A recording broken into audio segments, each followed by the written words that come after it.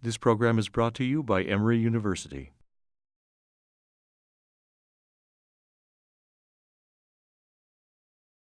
Good morning.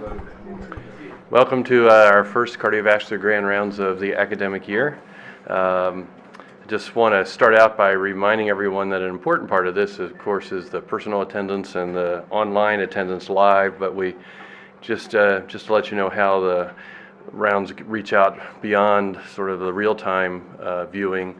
Last year we had about 4,000 views on YouTube, which is pretty good, but we had over 17,000 iTunes downloads of our grand rounds from just last year. And we have about 600 CME credits are issued to people that are not part of Emory, that are online, that use the online methods.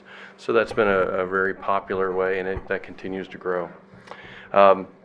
But today we're going to start off with a good start for our season with Larry Sperling. I was going to introduce Larry. I had memorized all of these titles, but he luckily put them all on the opening slide there for you. But as you know, Larry is an Emory lifer. He started at Emory undergraduate and Emory Medical School, did residency, chief residency, and fellowship here, and has been a faculty member ever since. As you all know, has started our Preventive Cardiology program and grown that considerably.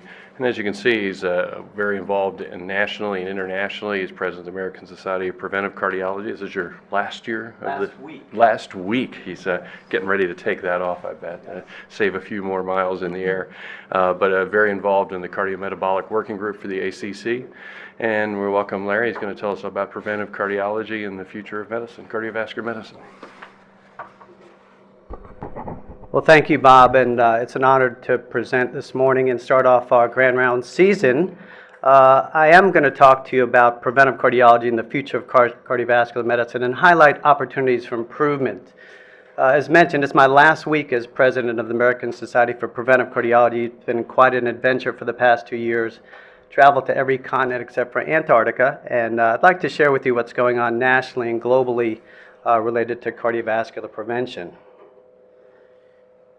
Let's see there. There we go. So I have no conflicts related to this presentation. I do want to welcome a visitor in the back of the room, Dr. Xiaoping Meng. Xiaoping is the director of cardiology. She's standing up there in Changshu, China, which is northern China in the Jilin province. And Xiaoping and I have been friends for over 20 years. We were research fellows together. She worked with David Harrison in the research lab, and her husband worked with Keith Robinson and Spencer King in the research lab here back 20 years ago. And now Xiaoping invited us from Emory for the last 2 years or so to work with her to develop the first cardiac rehab program in her whole province of China. We visited in November, and they're doing so well that she was asked to give a talk in New Orleans talking about her work. So welcome, Xiaoping, and so glad you're visiting. So there are really two things I'd like to highlight for you this morning. The first is a little bit of a reality check, and we'll talk about the present, but also really give you a sense of where the future is going as it relates to cardiovascular medicine and specifically to cardiovascular prevention. And then I would like to highlight what I call are opportunities for improvement in this arena. So first, a little bit of a reality check. Well, as you well know, because we do this here every day at Emory, there's a lot of amazing stuff you can do in 2016 in cardiovascular medicine. State-of-the-art revascularization, imaging, destination LVADs. We can do all kinds of amazing things in our EP lab, and even now percutaneous valve replacement, which we're clearly a leader in the world here at Emory. But the reality check is that the delivery of healthcare is changing. It's changing very rapidly, both in this country, but also globally, and it will continue to change. This slide here, let's see if I can get a pointer. Which one do I use? White? Okay. So this slide here points out that we spend more than any other nation in healthcare. Right now, about 18% of our GDP, significantly more than any of the other Western countries. And not surprisingly, the biggest ticket item is cardiovascular disease, over $450 billion per year. Well, what do we get for our healthcare dollars? This is a pretty hard endpoint. It's life expectancy. And we can see that we, the United States, we're swimming alone on the globe. We are getting about middle-of-the-road outcomes for what we spend. That's 2 and 3 times more in many other countries. Well, there's a push towards quality, access, efficiency, and healthcare equity. How do we stand up against other nations? And we can see the U.S., we are frankly dead last, despite spending more than any other country. I know you've heard this coming down the pike very quickly, but our Health and Human Services is going to look rapidly at alternative payment models and really abolishing what is traditional fee-for-service and moving more towards a sense of quality and value. Well, a place like Emory, 35,000 employees, cardiovascular disease and cardiovascular risk is very costly. Smokers, people who are inactive at work, spending hours at the desk, handling all kinds of clicks on their computers, people that are overweight, that are high stressed and have hypertension. And these organizational costs translate to direct health care expenses, but also absenteeism and a concept, if you're not familiar with it, called presenteeism, which means many people come to work, they're here, but they're not quite. And so that's underperformance. In our healthcare system, there's a significant amount of excess costs, what we might consider waste, unnecessary services, inefficiently delivered services, excess administrative costs. Is that surprising to you? Prices that are too high, but missed prevention opportunities and fraud that now amount to about $800 billion per year of waste. Well, with healthcare economics, the game is changing. I said it's rapidly changing, and it will continue to change, and we need to buckle our seatbelts. There's initiatives for pay for performance, quality, value, the appropriate use criteria, accountable care, the Affordable Care Act, and there's a fair amount written in that related to prevention, bundled payments, disease management, fixed revenues, covered lives, and cost savings. Just a word about bundled payments. Just in late July, our government announced that in cardiovascular disease care, bundled payments will roll out in the near future. This has already happened in orthopedic care. And so right now, a significant amount of orthopedic surgeries, maybe 70% or more, are bundled. Well, what are bundles? Bundles mean that if you've had a heart attack or bypass surgery, you will get a lump sum for the totality of your care. But more importantly, you will be expected to deliver complete care, aftercare. And so just announced by CMS is that to bolster recovery after heart attacks and related procedures, there's going to be an emphasis on cardiovascular prevention and cardiac rehabilitation. I've given a talk the last several years at the ACC Summit, which focuses on the economics of cardiovascular disease and disease management.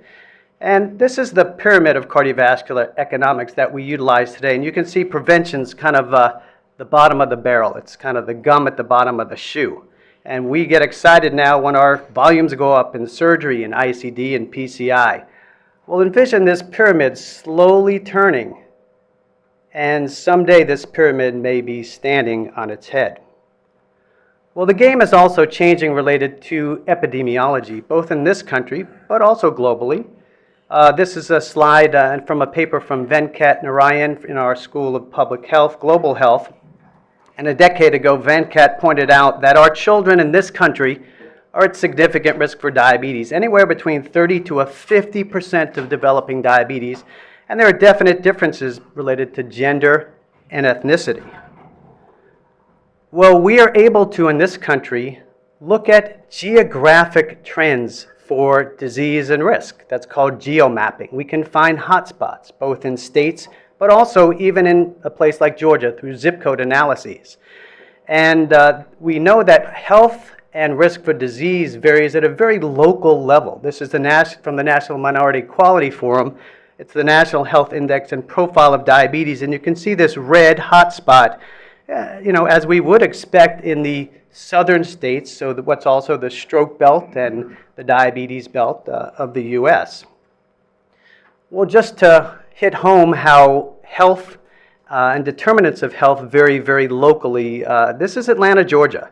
And we talk a lot about genetic analyses and how we can really measure all kinds of biomarkers and proteomics, et cetera. Well, your zip code is a more potent predictor of your risk for cardiovascular disease than your genetic code. And between Bankhead and Buckhead, so about a 15-mile drive or 20-mile drive, there's a 13-year difference in life expectancy in the United States. One of our research fellows, one of the CATS fellows, Haval Mohammed Kelly, has been working over the past year on social determinants of health and what is known as food deserts. So to have a food desert, you have to have both low access and low income. And right now, almost 1/10 of the U.S. population lives in a food desert. And Haval and Arshad and others did a study of over 1,400 individuals from our MetaHealth and Predictive Health cohorts. And this is the map of food deserts in Atlanta. And so as we're going to talk a little bit about global health, but think that we have low and middle income country equivalents in our own backyard here in Atlanta. And Arshad and Haval found that the risk of vascular disease, both in terms of precursor markers and also vascular function, correlated with whether you lived in a food desert or not. Well, that's Atlanta, Georgia. That's the U.S. What's happening globally? And we need to think globally, even though we come to work here at Emory every day. There's a global marketplace, and we need to think globally in terms of our healthcare and the future. Well, what's happened over the last several decades is ischemic heart disease has snuck up on us as the #1 cause of morbidity and mortality, not only in the U.S., not only in Western countries, but across the globe. And many low and middle income countries have a really tremendous epidemic of vascular disease. So if you hadn't heard of the concept of non-communicable diseases, right now they account for about 68% of the world's deaths. And unfortunately, the majority of these are occurring in low and middle income countries. Let's see, there we go. I'll go back one. I mentioned the epidemic of vascular disease. This parallels an epidemic of what is known as diabesity. And what is happening globally is there are 250 million individuals with diabetes right now, but by 2025, there's expected to be 380 million individuals. So a true explosion that is occurring again in predominantly low and middle income countries, paralleling the rise of non-communicable diseases. In September of 2011, the UN held the second summit ever related to healthcare. The first was held a decade before, related to HIV. But this summit was held related to NCDs, pointing out the global significance of this and really the threat to the global economy. And in May 2012, the World Heart Federation set forth what is known as the 25 by 25 goal to reduce premature mortality from cardiovascular disease by 25% by 2025. So today I'm here to share with you that the future of cardiovascular medicine, it has to be a greater focus on cardiovascular health and prevention. This is a central illustration of a paper we published in JACC in 2015, and it was a focus on population health. And this is the health disease continuum. And so most of us here, when we come to work, let's recognize we're treating disease very late in the stage of a disease and trying to fix the problem and either temporize or improve quality of life, but also secondary outcomes. We really need to better understand what it means to be healthy as opposed to disease, focusing more on health prevention, health promotion and disease prevention. The American Heart Association has coined what's called the Simple Seven. I'll tell you about that. But the American Heart Association has recognized that to continue to reduce cardiovascular disease and events, we can no longer focus predominantly on treating disease. We need to understand health. So the 2020 impact goal for AHA is to improve the cardiovascular health of Americans by 20% by reducing deaths from cardiovascular disease and stroke by 20%. I hope you've heard of the Simple Seven. The Simple Seven is simple on paper, but as I'll point out, it's not so simple in reality. The Simple Seven is don't smoke or completely quit, an ideal body weight, regular moderate physical activity, a healthy dietary pattern, ideal cholesterol, blood pressure, and glucose. Well, this is a paper published several years ago now by our colleagues at the CDC, and it's a behavioral risk factor surveillance survey over 350 individuals who self-reported their cardiovascular risk and risk factors, and you can see that only about 3% of Americans have ideal cardiovascular health. The least healthy state, Oklahoma. The most healthy region is Washington, D.C., but there are definitely confounders here because this includes many of our politicians. About 10% of Americans have poor cardiovascular health, and not surprisingly, there are significant disparities by age, gender, education, and ethnicity. Well, I told you about what's happening with the American Heart Association. What's happening with the ACC, representing 50,000 cardiovascular specialists? And Robert Guyton's here, who is among ACC leadership. And so Robert knows the new strategic plan for ACC is the triple aim, focusing on lower cost, better health, and better outcomes. And you can see a definite focus transitioning to conceptualizing and practicing in a population health manner. Well, what does population health mean? Right now, we deliver episodic and individual health care in little bites, 15 minutes in the clinic, a hospitalization for 2 days or 5 days. And that's our encounter with our patients and our patients' encounter with us and the healthcare system. And recognize that if we took a bell curve distribution of a factor like smoking or diet or blood pressure and improved on that just a little bit and nudge that population to a healthier place, we will save more lives than we can ever save doing what we do through individual and episodic care. Just this past Friday, I was at the White House, and the Obama administration, as it's coming to a close, has held 4 what are called Making Healthcare Better briefings. One related to mental health, one diabetes. They're going to have an oncology one, and we held, or they held, not we, a cardiovascular health briefing, and this was in partnership with the American Heart Association. And I will mention Nanette Wenger was a panelist at this White House briefing, and she was stellar. You would have been very proud. But here again, what was emphasized was not cardiovascular disease, but cardiovascular health. Progress on cardiovascular health, research access and coverage, deepening the conversation on cardiovascular health. So they had compelling stories from patient advocates, including one of the patient advocates had been President Obama's high school basketball coach in Hawaii. And lastly, talking about improving cardiovascular health in communities where we live, work, learn, play, and pray. Well, I shared with you the present and a little bit about what's happening or will happen in the future. But I'd like to highlight some what I call our opportunities for improvement related to cardiovascular prevention. And I'll take you through these here for the remainder of our time together this morning. So first, improving utilization and adherence to guideline-recommended therapies. There was some controversy as the ACC/HA prevention guidelines rolled out in 2013. But there, to highlight what I think are good things about the guidelines, they do point out in many places that guidelines should inform our clinical judgment, but not replace clinical judgment. This is from our lipid guidelines.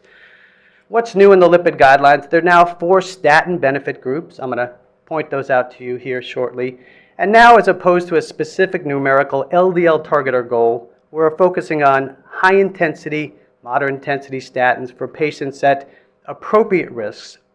There's not randomized controlled clinical evidence to support specific numerical targets and goals, and realize that our healthcare payers were going to pay for our LDL numerically. So this maybe was part of the agenda too. So if your LDL goal for a patient was under 100 and it was 99, you'd get a gold star and an extra nickel.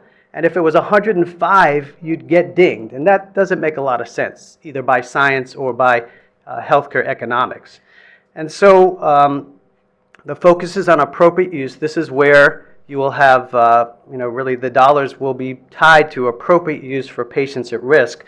And for the majority of patients, although there's emerging evidence, the thought is that non-statin therapies do not provide incremental benefits. So what are the 4 statin benefit groups? Because not only you as individuals may be scored on this, but we will be clearly scored as a healthcare system. So if you have overt ASCVD, of course, high risk, high intensity statin, LDLs above 190, suspected genetic lipid disorders, you're diabetic with other risk factors, and you have a 10-year ASCVD risk score of over 7.5%. So hopefully you all have in your iPhones the ACC-AHA risk algorithm, because it takes about 32 seconds to do that. Well, what about lifestyle and behavioral therapy? This is from the ACC-AHA guidelines of lifestyle therapy, and clearly lifestyle management remains the cornerstone for reducing cardiovascular disease risk, but I'm not sure we do a good job or should be expected to do a good job of delivering this in our 15-minute office visits or even during a 2-day hospital stay. If you haven't heard of the Preventive study, this is a really amazing study from Barcelona.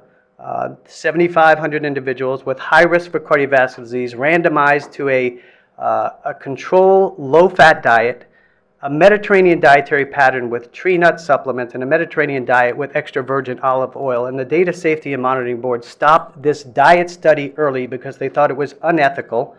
There was a 30% risk reduction, and you can see how quickly the curves diverge. And so think of a Mediterranean dietary pattern as beneficial to your patients as a statin, because it's pretty close in terms of primary prevention or high-risk prevention. Well, another thing that's great about the guidelines are they focus that we should be evidence-based but not evidence-bound. 3 key dimensions, of course, focusing on good science when we have it, but it's important to pay attention to our patient's preference and still utilize our clinical judgment. This is a paper we published in JACC in 2015, highlighting the importance of the clinician-patient risk discussion. So in your patients, you should be assessing risk, discussing options related to risk, talking about side effects, adverse effects of therapies, although maybe greatly underplayed as by a recent paper that came out last week in Lancet.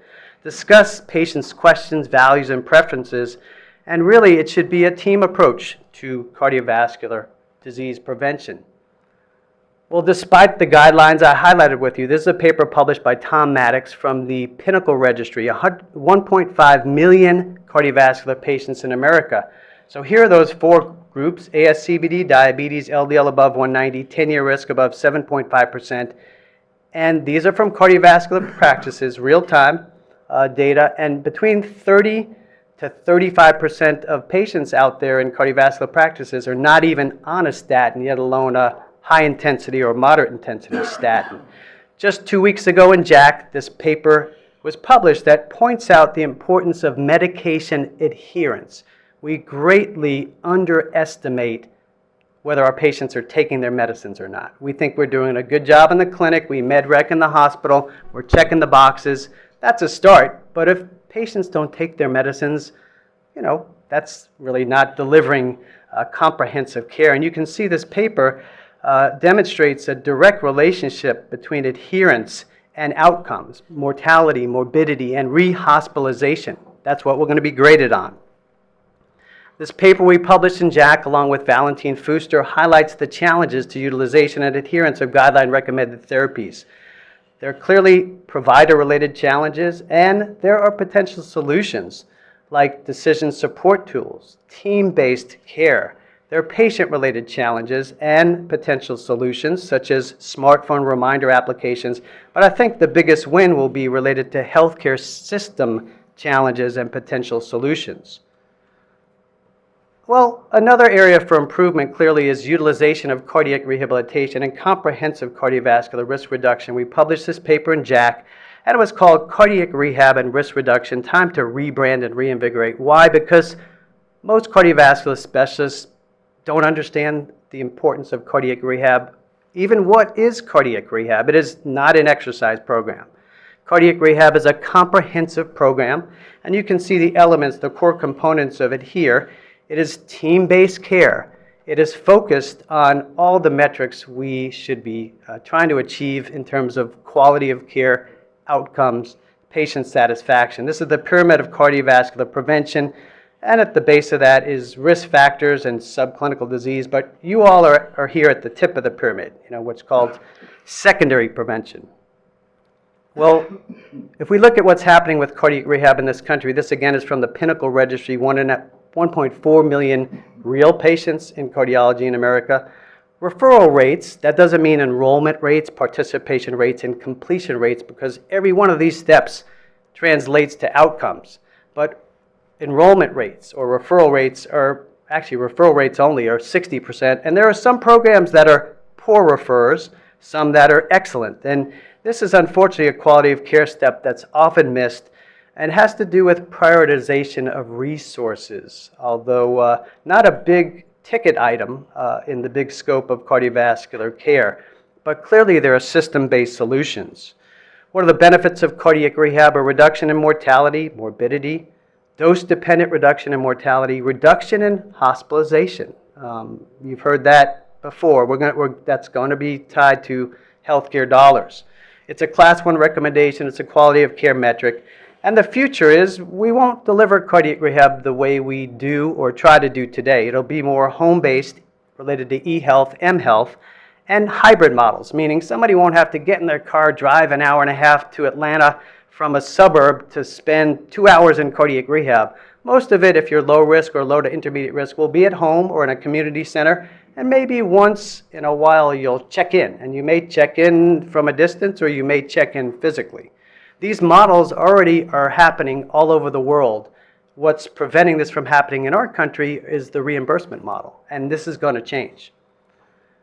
The Berry 2D study, we were a site for Berry 2D. This was a study of diabetics with obstructive coronary disease. They were randomized to revascularization at the discretion of the physician plus optimal medical and lifestyle therapy versus optimal medical and lifestyle therapy alone. And Berry 2D, published in New England Journal of Medicine, showed no difference in the primary endpoint, which was mortality. The study also randomized patients to insulin providing versus insulin sensitizing regimens, and there was no difference in this outcome.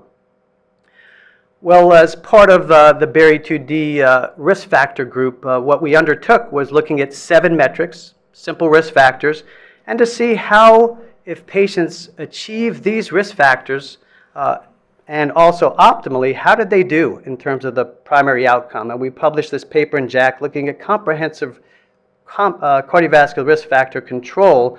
And in this paper we showed probably the most important thing you can do for your diabetic is not whether you bypass them or do a stent or use various therapies for their glucose, although this playing field is changing as well, but it's how you address their risk factors. The number of risk factors at goal and optimal look to really correlate with the risk for cardiovascular events and cardiovascular death. Now, in the diabetic population, we still need to better understand what is optimal for blood pressure and what is optimal for blood glucose.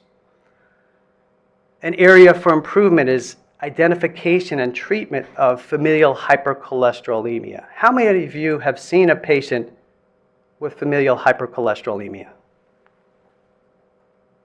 A good number of hands, which is more than you would get in most places around the country, because FH is a disorder I call hidden in plain sight, because it's staring right out at us like this corneal arcus. I guarantee that if you've been a cardiovascular specialist for, more than a year, you've seen somebody with FH. FH is more common than the diseases that we search so much for in cardiology, like hypertrophic cardiomyopathy, Marfan's, long QT, Brugada. It's probably in about 1 in every 250 patients are heterozygous for FH, and the burden for this in our country is greatly underrecognized. Unfortunately, although other countries have national programs for identification for FH, in the US right now, about 20% of patients with FH are identified and treated. And that's a travesty. Because it relates to a significant increased risk for cardiovascular disease.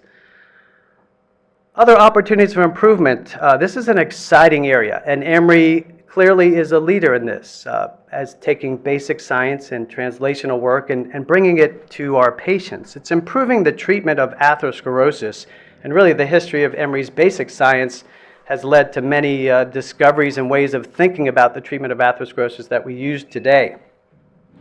This is a cross-section of an atherosclerotic plaque, and you're familiar with these plaques because we treat them every day, mechanically often, but ideally trying to prevent these plaques from causing symptoms or events. And you can see this eccentric plaque, the arrows are pointing to an inflammatory infiltrate.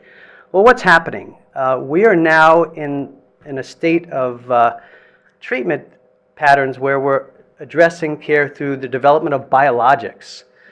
So there right now are under investigation are interleukin monoclonal antibodies, TNF alpha blockers, chemokine receptor inhibitors, and even a study ongoing looking at basic low-dose methotrexate to see if independently by squashing inflammation we can reduce cardiovascular events. Well, in the world of treating atherosclerosis, there was a lot of excitement about the CETP inhibitors, the cholesterol ester transfer proteins, until the first of these, torcetrapib, exploded, and unfortunately Pfizer, wasn't happy about that because they had really been excited, anticipating this drug that raised HDL significantly and also lowered LDL. Well, right now there's only one of these CETP inhibitors left. It's called anacetrapib, and the REVEAL study is still ongoing, so the DSMB has not stopped this study, so that's encouraging. A large study, 30,000 individuals with ASCVD, statin plus anacetrapib, and we will have the results of this study in the upcoming year. So this will either be the end of CETP inhibitors or the beginning of a new era. Courtesy of Peter Wilson, this slide here shares with you new therapies related to LDL lowering that have just been available in the past year or two. One called lomidopide. This is a microsomal triglyceride transfer protein inhibitor. Mipamycin is a really interesting molecule. It's an ApoB antisense. So this small molecule will bind to the messenger RNA for ApoB, and then it gets eaten up by RNase. Well, both of these drugs have been available and approved for individuals with homozygous FH. And as I asked you to raise your hand, who's seen FH? Probably few of you have seen homozygous FH. These are people that have LDLs of 400, 500. The highest I've seen is 1,000, and it's usually about 1 in a million that have homozygous FH. These drugs are approved through a REMS program, which is Risk Evaluation and Mitigation Strategies. So in order to prescribe these, you have to be an approved prescriber, and you have to even be an approved pharmacy to prescribe these agents. Well, there's been a lot of excitement about what are called the PCSK9 inhibitors, and these are injectable monoclonal antibodies that can lower LDL by 50%, and the first two of these were FDA approved about a year ago. And now at the bottom of this slide, it also talks about the retail cost of these drugs. So look at $300,000 per year. Now, lomidopide and mipamycin are both what are called orphan drugs.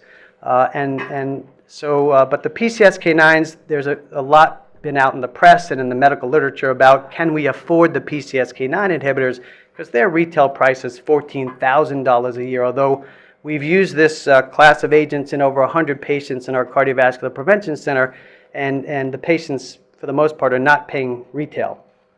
We'll talk about that. So what is PCSK9? Proprotein convertase subtilisin-like kexin type 9. That's not an easy mouthful to say, but PCSK9 is a protein.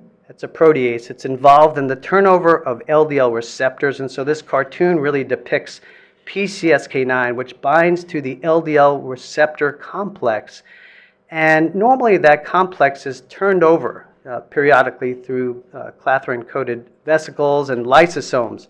And so just conceptualize that if you were to block it from being turned over, that LDL receptor would hang out longer and be able to suck up LDL cholesterol better and longer.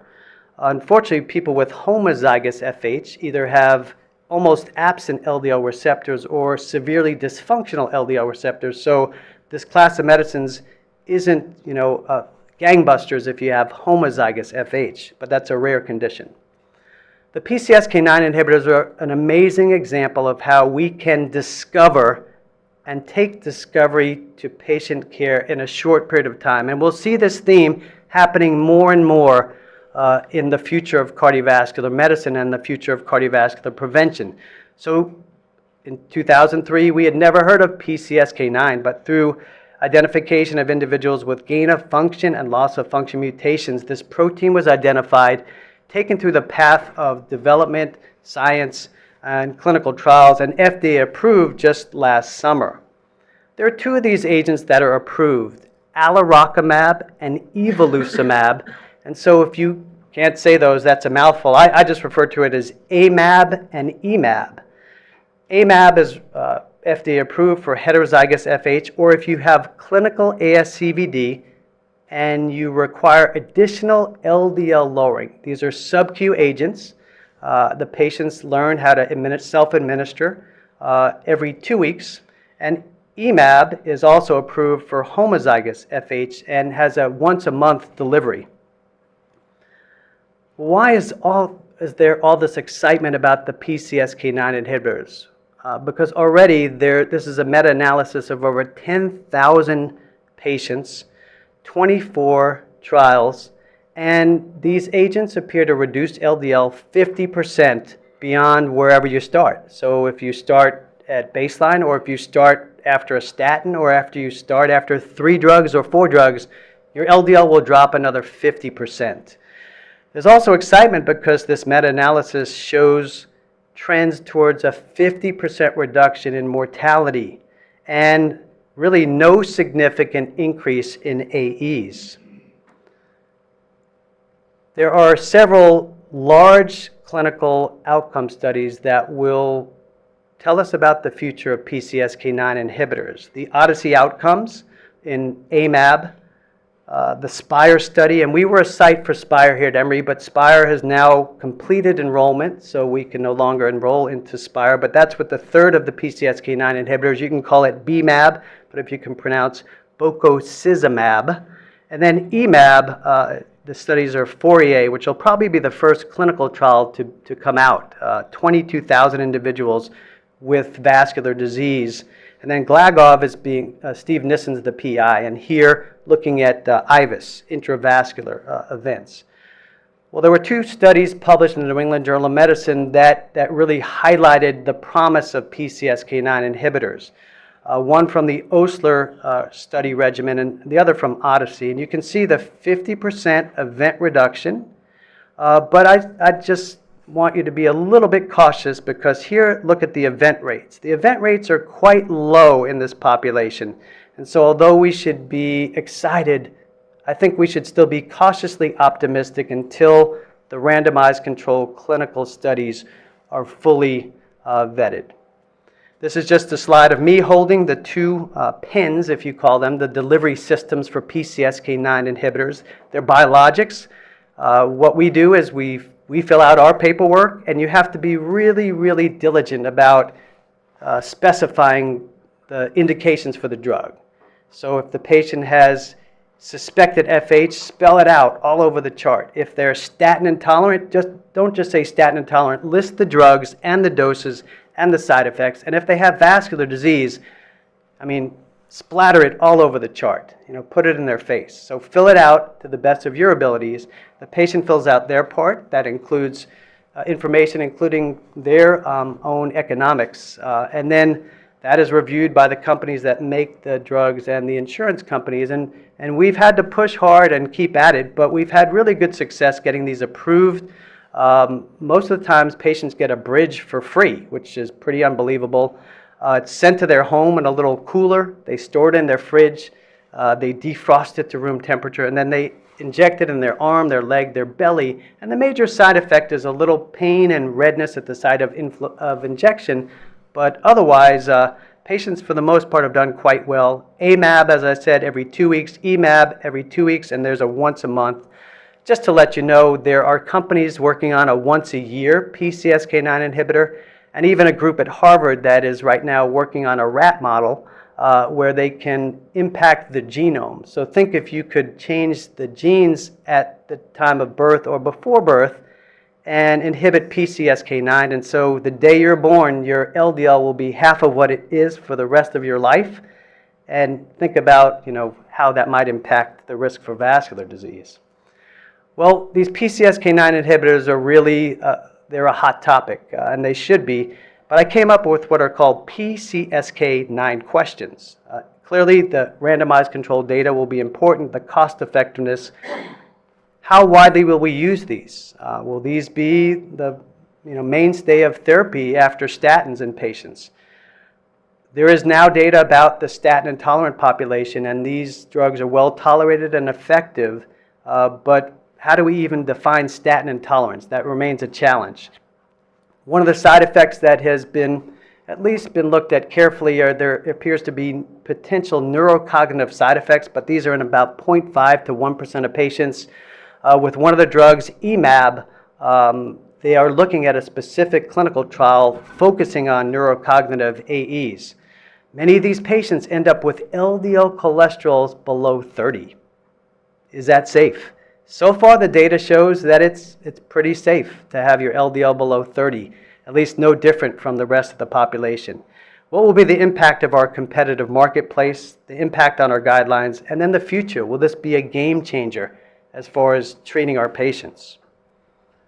Well, lastly, I want to highlight the importance of improving partnerships and the use of registry. If we look at the opportunities for healthcare, remember, we do practice in a healthcare system, not a disease treatment system. Science tells us about what we can do. The guidelines tell us what we should do. Registries, more and more, will tell us what we do. The NCDR, the National Cardiac Data Registry, is the largest, not only the largest cardiac registry, but it's the largest single registry in the world. It started in 1998. The grandfather of the NCDR is Bill Weintraub. Bill was an Emory faculty member and probably a guy before his time in terms of understanding the importance of collecting data and the power of it. So right now, 17 million clinical records or more. Well, besides my position that I will relinquish the end of the week as president of the American Society for Preventive Cardiology, I've been the chairman of the National Cardiometabolic Health Alliance, a partnership between ACC, ACE, ABC, and the National Minority Quality Forum. And through this platform, along with the ACC and many other organizations, we've launched the first ever Diabetes Collaborative Registry. And this is going to tell us about what's happening in diabetes care and metrics that we will all be expected to achieve both in primary care but across the specialty continuum. So the partnership, ADA, ACP, ACE, Joslin Diabetes. And so not only will we be expected to deliver quality and value related to cardiovascular care, but we're going to be asked to practice as a team, as a system. And with the Diabetes Collaborative Registry, there are 8 metrics. We already have 1.7 million patients enrolled in the Diabetes Collaborative Registry, and it'll be focusing on measuring A1C levels. So get used to feeling comfortable measuring A1Cs as a cardiologist. Why? Because there are only 3,000 endocrinologists in the whole U.S. And so we can't ask our endocrinologists to care for all the diabetics in the country. We'll be asked to focus on appropriate comprehensive medical therapy, as I showed you, nephropathy, lifestyle and behavioral approaches, and eye exam and foot exam. Now, this doesn't mean as a cardiologist you're going to have to examine the eyes and feet of your patients, but as a system, we will be accountable for these measures. Well, we've been talking a lot about cardiovascular prevention. There are 3 tiers of prevention. Primordial prevention is what we should be doing as a societal level, really healthy behaviors, health promotion. A lot of this occurs through public health and through efforts that are beyond the scope of a traditional healthcare system, although we can do a lot here in a system like Emory. Primary prevention, you have risk factors. We're trying to prevent events. And most of you in the audience, you spend your day and your days with secondary prevention. But when we think about prevention, we should also think about the life course of health and how we approach this on a population level. And really, this is a paper from Valentin Fuster. The optimal moment for prevention is ages 3 to 5. But then we should, as a society, we focus more on promotion of health. We at Emory do try to identify those with subclinical disease and then risk stratify patients for risk for atherosclerosis. We need to recognize as well that our public today expects excellent care when they get to the hospital, and I do think we deliver that here at Emory, but our public really expects to stop heart attacks before they happen. So we've talked a lot about the present. We have talked some about the future, and the future, there's a lot of talk about precision medicine. And then at the same time, we're talking about population health. Can we do both? Can we afford to do both? Or can we afford not to do both? This paper by Tom Frieden, who's now the director at the CDC, is the Health Impact Pyramid. And that pyramid shows the disparity between population health and focusing on individuals. Now, how can we do both at the same time? When we focus on the population, it's really focusing on the physical environment, the food environment, the social environment, the economy, and poverty.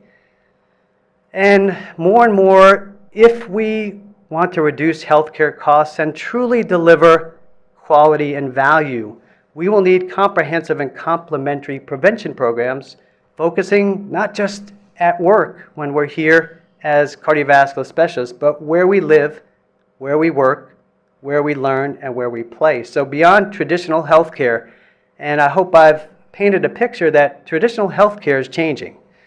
For those of you that are young, you will practice in a very different healthcare system than we practice in today. But we'll need the assistance of public and global health, the industry and workplace. As we think about population health, the first population we need to focus on is us, our own employees, 35,000 employees at Emory. And some of the data I've seen related to Emory employees tells us that we're not so healthy and we can do a lot better, and we should. Our schools, our churches, our families, environmental engineering and architecturing, and government. And so this is the environment we're used to here where people work hard not to move. And I know you all are attuned to moving more. We have the Move More Challenge. So if you walk under 5,000 steps a day, you're a couch potato, you're sedentary. Over 10,000 steps a day, you're active. And there are many ways you can track this, right? Fitbit, Nike Band, iPhone, a simple pedometer for $8.50. Some of you may have been a subject in this study, 28 cardiovascular specialists. We published it in Clinical Cardiology, and so we asked you to walk for 2 weeks, measure the number of steps you walked, and also the number of hours you worked a day. And so the bottom really tells you that you, cardiovascular specialists, work 10 to 12 hours a day, but it also tells us that we're walking 6,000 steps a day. So when you're in the cath lab with lead on you, you can pace back and forth, or Habib, you can kind of walk around to the back of the table, get a few extra steps in. But unless you're making a conscious effort, and I use the stairs all the time in the hospital. I've seen Doug in the stairs. It's a wasteland. There's not too many people in the stairwell there, and we can do better with our stairwells. There's environmental engineering. Make this a healthy place and a place that people want to walk. Well, believe it or not, there are treadmill workstations. There are bicycle workstations. So when you're at your desk, it's healthier to work at a standing desk than a sitting desk. So I more and more at home, I work standing. Dean Larson at his desk has a standing desk. And so if you have the room in your office, some of us don't, but stand more when you work. I like this gadget here. In order for our kids to watch television, you have to pedal to make it work.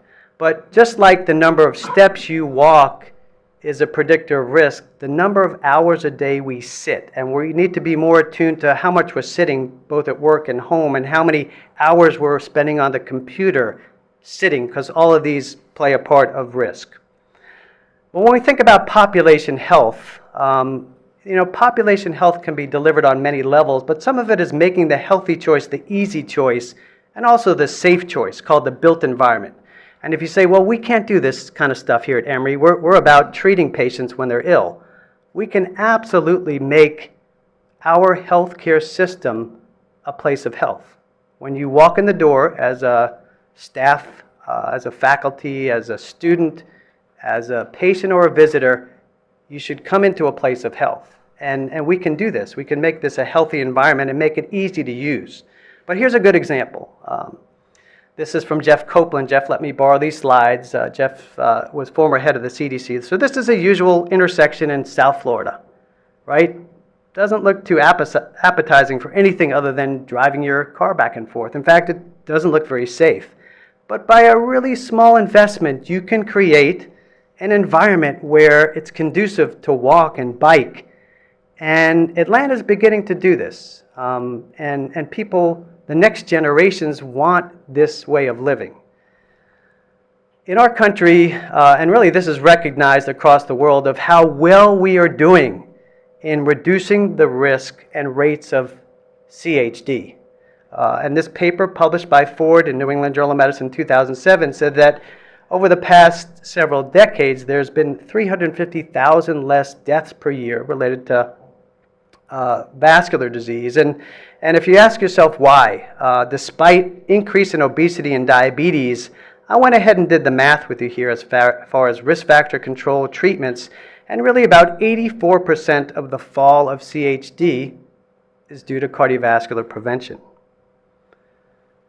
Well, we spent the last, 40 some odd minutes talking about prevention, and so hopefully some of this makes sense to you. You probably all believe in prevention, but do we really deliver cardiovascular prevention here or at other centers around the country? This paper by Harvey Feinberg, who had been the director of the Institutes of Medicine, points out the paradox of disease prevention, where it's celebrated in principle but resisted in practice. So what are 6 strategies to overcome these obstacles? Pay for prevention. Even better, make it cheaper than free. Involve employers. Re-engineer to reduce the need for individual action.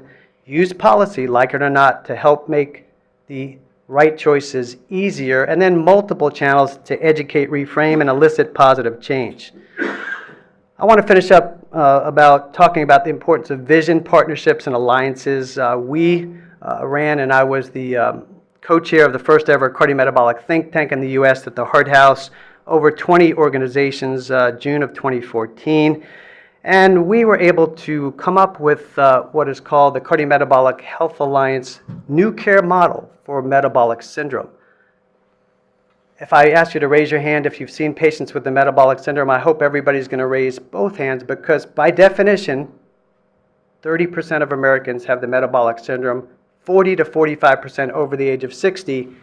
And if you've not figured this one out, your patients with cardiovascular disease have an abundance of cardiometabolic risk. In fact, this is the most important constellation of cardiovascular risk in our society and now globally.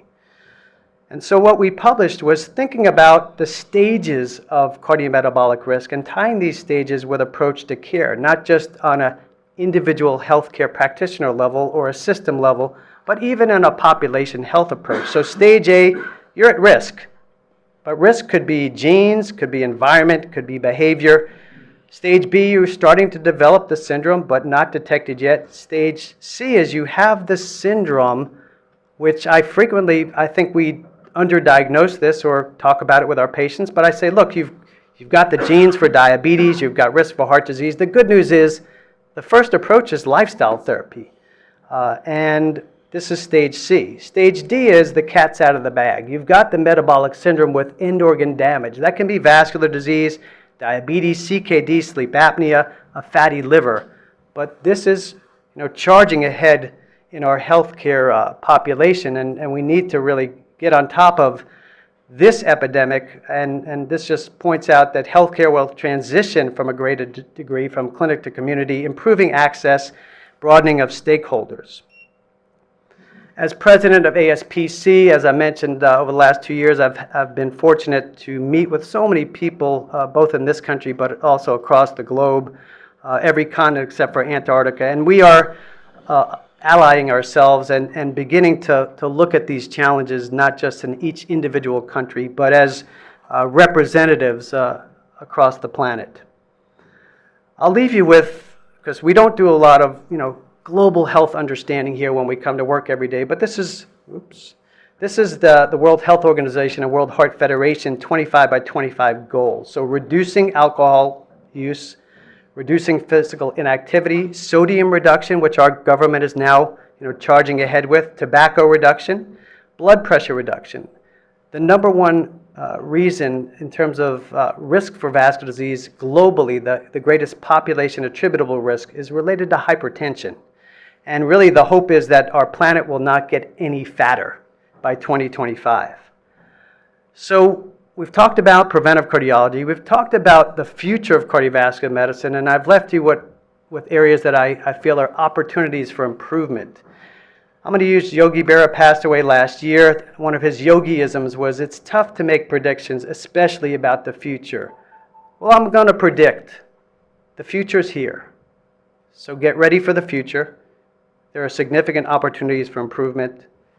If you're not a member of ASPC, you don't have to be a preventive cardiologist. You don't even have to be a cardiologist. You do have to be excited about cardiovascular prevention. That's the website. We have released the first manual, Preventive Cardiology. I thank you for your time and attention, and I thank all the people at Emory who have been supportive of me over the last couple of years, as busy as I've been. And I look forward to the future for cardiovascular prevention here at Emory. Thank you.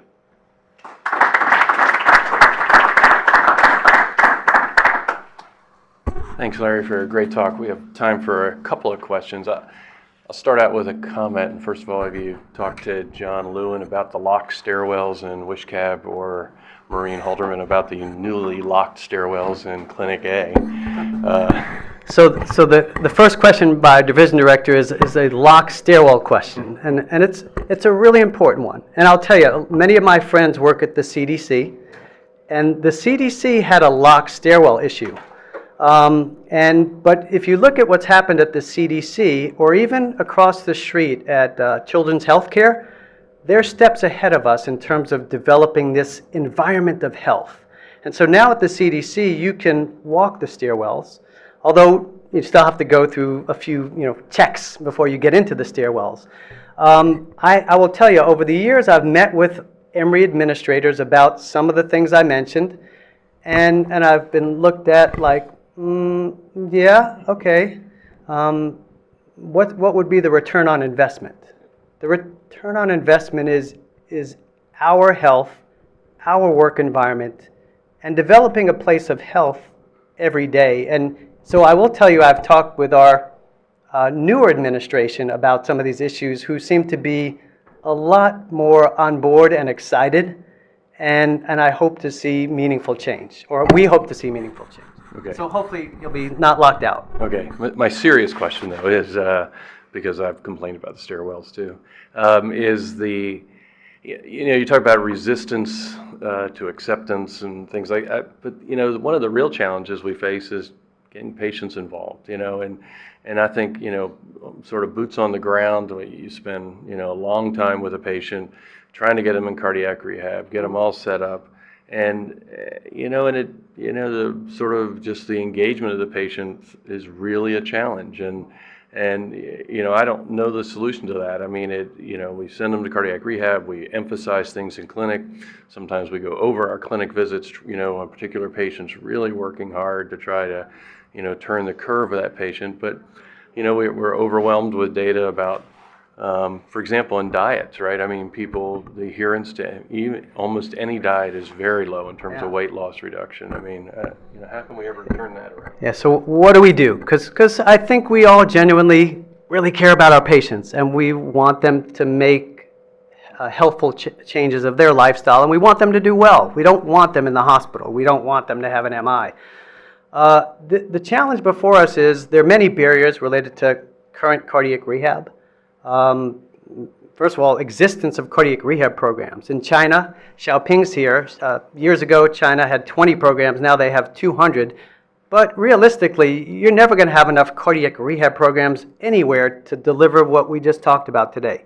So new delivery models, which I think will be facilitated by new ways of valuing and paying what we do. But we can't do this in 15 minutes in an office visit. And so what are new delivery models?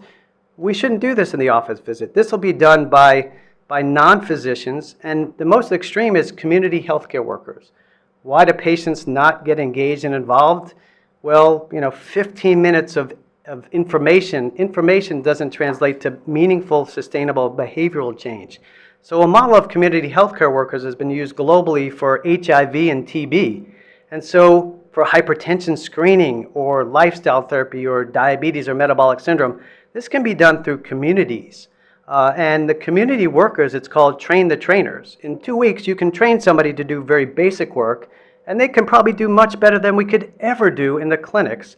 A wonderful example at the White House where I was Friday was the medical director of YMCAs of the U.S.